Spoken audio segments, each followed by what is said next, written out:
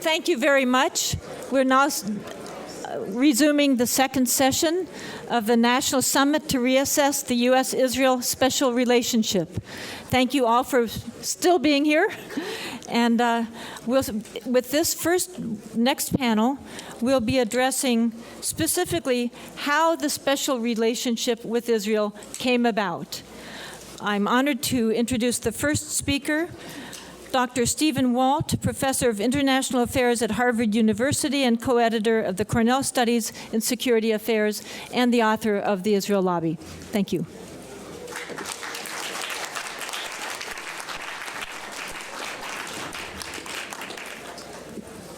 It's a pleasure to be here today, and I want to thank all of you for coming to this important and timely gathering. I'm going to talk primarily about how things have changed since 2006. In 2006, almost 8 years ago, John Mearsheimer and I published an article in the London Review of Books entitled The Israel Lobby. By that summer, it had been downloaded about 300,000 times.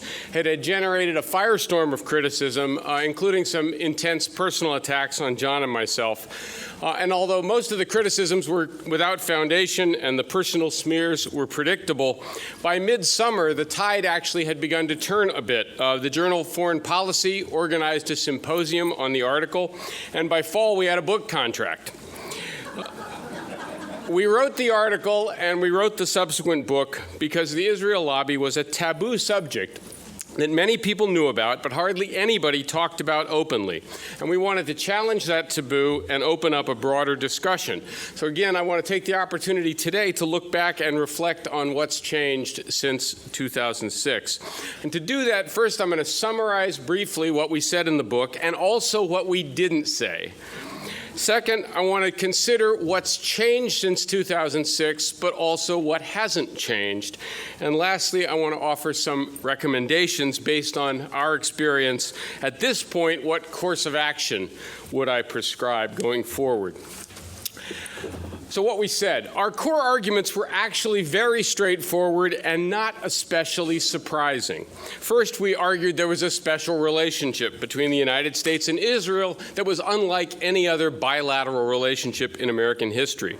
We gave it enormous economic, military, and diplomatic support and did so almost unconditionally. Moreover, Israel was largely immune from criticism by American politicians. In fact, American politicians routinely expressed a level of devotion they would never utter toward any other foreign country. Second, we argued you couldn't explain this on either strategic or moral grounds. Israel might have been a strategic asset during the Cold War, but the Cold War was over. It was increasingly a liability. The moral case was undermined by Israel's treatment of the Palestinians and especially by the occupation. Yet the special relationship kept getting deeper and deeper, and the question was why? Third, the answer was the political influence of the lobby. We defined the lobby as a loose coalition of individuals and organizations that actively worked to promote that special relationship. And those groups didn't agree on every issue, but all of them worked to convince American politicians to support Israel no matter what. We emphasized that these activities were in most respects no different than other interest groups like the NRA, the financial industry, the farm lobby, other ethnic lobbies. They just happened to be particularly good at it. And we showed in considerable detail how groups in the lobby worked within the political system to get sympathetic people elected or appointed to key positions, to keep those who might have different views out of power, and to pressure politicians to embrace their policy preferences. We also documented how individuals and groups in the lobby tried to control discourse on this subject by writing books and articles themselves, by funding think tanks like the Washington Institute for Near East Policy, by putting pressure on other media organizations whenever they published or broadcast things that were critical of Israel or critical of the lobby. Some members of the lobby also tried to smear opponents, usually by accusing them of being anti-Semitic, even when this was completely false. Fifth, we argued that the special relationship and the other policies pushed by the lobby were not in the American national interest, or for that matter, in Israel's interest either. The lobby's influence made it impossible for the United States to be an honest broker, which is why American efforts to solve the Israeli-Palestinian conflict had failed, and the settlements had grown steadily for more than 40 years. The lobby, and especially the neoconservatives within it, played a key role in convincing the Bush administration to invade Iraq in 2003. And the lobby had also worked to thwart any possible détente with Iran, a policy, by the way, that had failed to halt Iran's nuclear program, and it increased the risk of war. So we argued the United States should have a normal relationship with Israel, not a special relationship. We said the United States should come to Israel's aid if its survival were at risk, but we should also use American leverage to get a two-state solution. And in fact, in the conclusion, we even suggested that a powerful pro-Israel lobby would be a good thing if it was supporting smarter policies that were in America's and Israel's interests. Now, we weren't saying anything that other writers hadn't said before, people such as Paul Finley, Edward Tivnan, George Ball, Michael Massing. What we wrote was also common knowledge inside the Beltway. Bill Clinton had said that AIPAC was, quote, better than anyone else lobbying in this town. Politicians as diverse as Lee Hamilton, Fritz Hollings, Barry Goldwater, Newt Gingrich, and Richard Gebhardt had written or spoken about AIPAC's power in the past. Even passionate defenders of Israel, like Jeffrey Goldberg and Alan Dershowitz, had written proudly about the lobby's clout. Yet we provoked an extreme reaction, partly because we provided more detail about the lobby's influence, partly because we were both rather middle-of-the-road, boring figures from well-known universities, partly because we weren't left-wing, we weren't Muslim, we weren't Arab, we weren't married to Palestinians, and partly because it was obvious in the wake of 9/11 and the Iraq War that something had gone badly awry in U.S. Middle East policy. Now, let me turn now to what we didn't say. The rather hysterical reaction to our work confirmed one of our main points. It was very difficult to have a calm, reasoned, fact-based discussion on this topic, because most of our critics could not find fault with our logic or fault with our evidence. They accused us of saying many things we hadn't said, and in most cases, things that were the exact opposite of what we had actually written. Now, I'm not going to bore you with all the false accusations, but just for the record, here's what we didn't say. We didn't say that the Israel lobby was a cabal or a conspiracy, part of some deep plot to control the world. In fact, we said over and over it was nothing of the sort. It was an interest group like so many others here.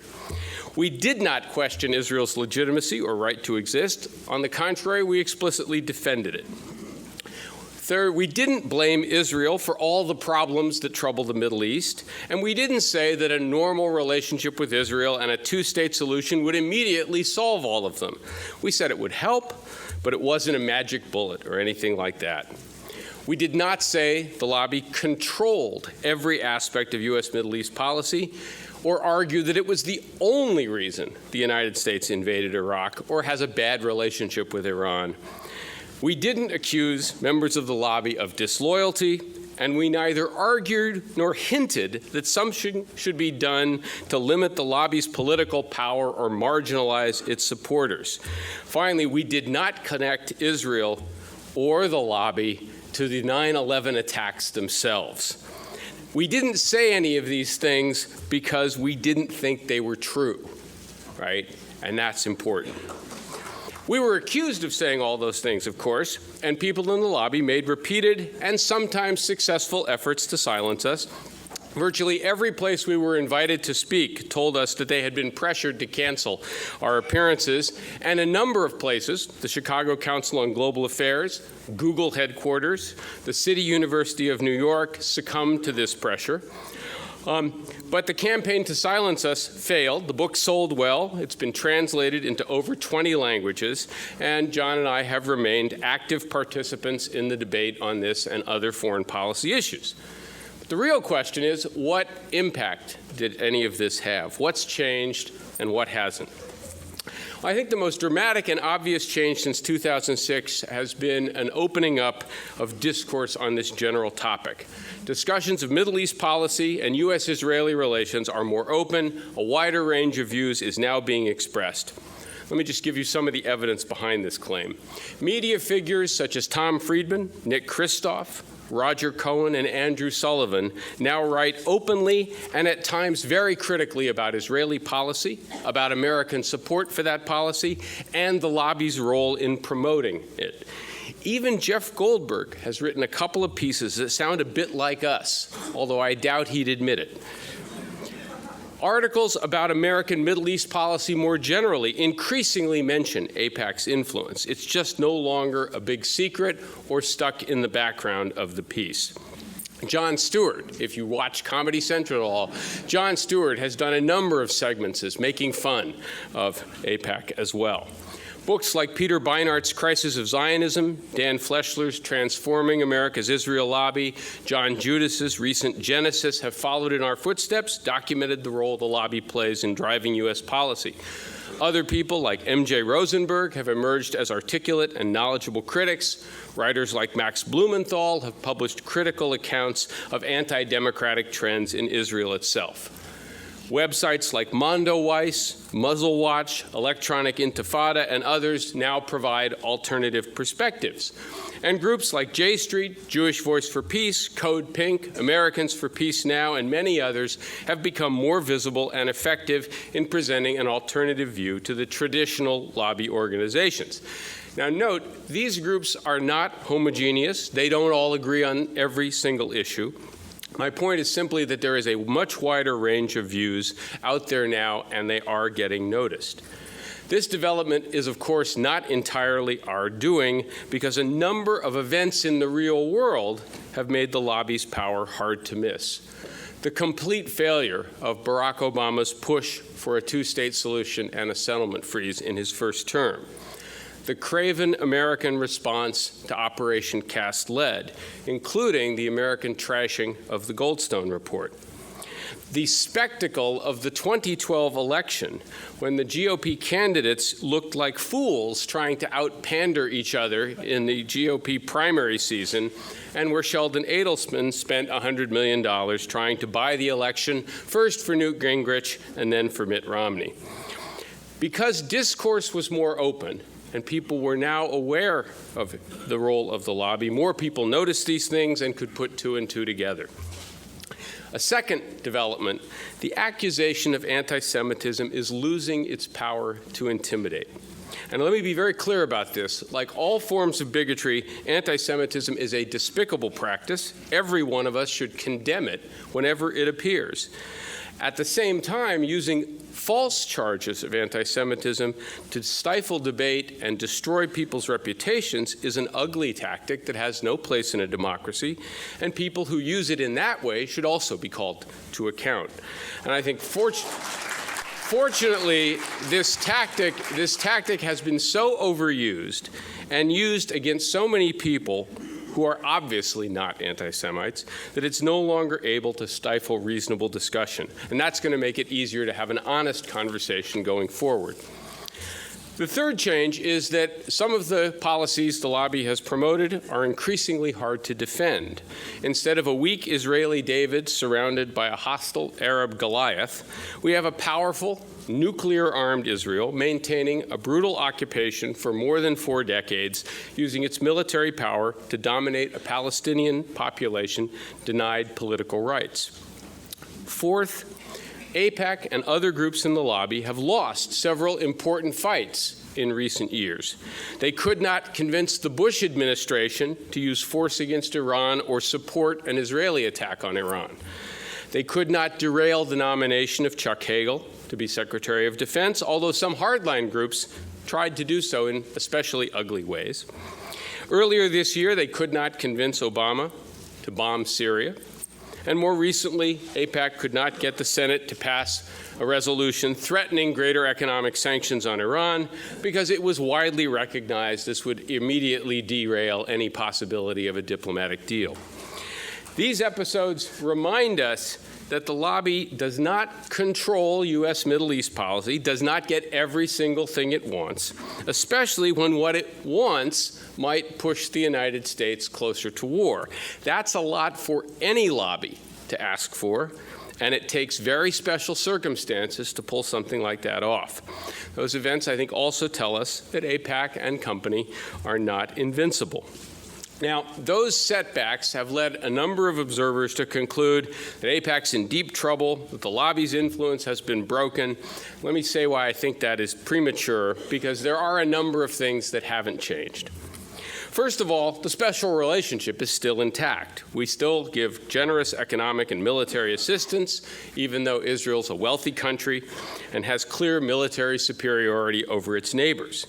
And we give this aid unconditionally. There's no hint we might reduce our assistance to get Israel to stop building settlements or to allow creation of a viable Palestinian state. Second, that's of course why the peace process continues to go nowhere.